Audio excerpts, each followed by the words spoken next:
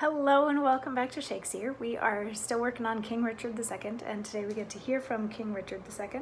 And sorry, I've been practicing, and this is a very emotional speech today. So Richard has come back from what most people thought was a rather needless war in Ireland, for which he took all of John of Gaunt's money, which was Henry Bolingbroke's inheritance. Henry Bolingbroke has come back to try to reclaim that.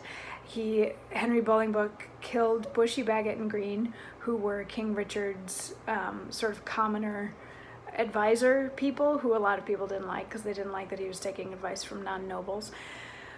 So anyway, Richard is back in England after fighting in Ireland, and Bolingbroke is also back in England making his way towards Richard, and Bolingbroke is gaining a lot of popularity as he goes. And at the beginning of this scene, Richard was sort of like, hey, England, fight for me. But then he finds out that the Welsh troops who were supposed to be waiting for him deserted just the day before because he was taking too long to get back, and they thought that he had died. And then he also finds out that Bolingbroke is very much gaining in popularity. And then he finds out that his advisors, Bushy, Bagot, and Green, have been killed. And meanwhile, the Bishop of Carlisle and the Duke of O'Merle are there with him, and they keep trying to raise his spirits up. So he's just found out that Bushy, Bagot, and Green have been beheaded by Bolingbroke. And O'Merle is like, but where's my father? His father being the Duke of York. He's like, where's my father? Like, we can still go to my father. Where's he in all this? And King Richard said, no matter where. Of comfort no man speak. Let's talk of graves, of worms and epitaphs. Make dust our paper, and with rainy eyes write sorrow on the bosom of the earth. Let's choose executors and talk of wills, and yet not so, for what can we bequeath, save our deposed bodies to the ground? Our lands, our lives, and all are Bolingbroke's, and nothing can we call our own but death, and that small model of the barren earth which serves as paste and cover to our bones. For heaven's sake, let us sit upon the ground and tell sad stories of the death of kings, how some have been deposed, some slain in war, some haunted by the ghosts they have deposed, some poisoned by their wives, some sleeping killed, all murdered. For within the hollow crown that rounds the mortal temples of a king keeps death his court. And there the antic sits, scoffing his state and grinning at his pomp, allowing him a breath, a little scene, to monarchize, be feared, and kill with looks, infusing him with self and vain conceit. As if this flesh which walls about our life were brass impregnable, and humored thus, comes at the last with a little pin, bores through his castle walls, and farewell, king.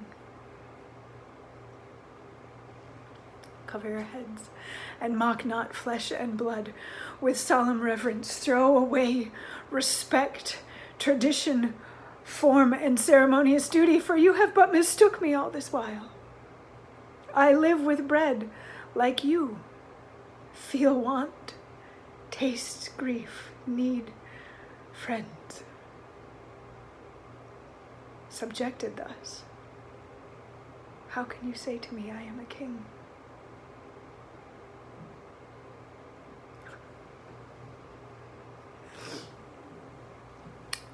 It's a lovely piece. It's a lovely piece. Sorry. Whoo, it's a hard one. It's like going through the stages of grief here. He goes through sort of denial and bargaining and all of this stuff, and he tries to keep some humor in there. He at this point kind of knows that he's lost.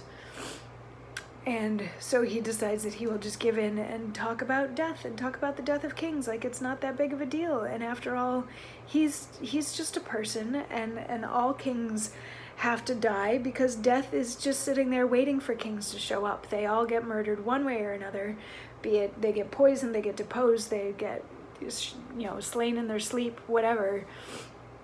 Death is coming as soon as the king feels like he's invincible.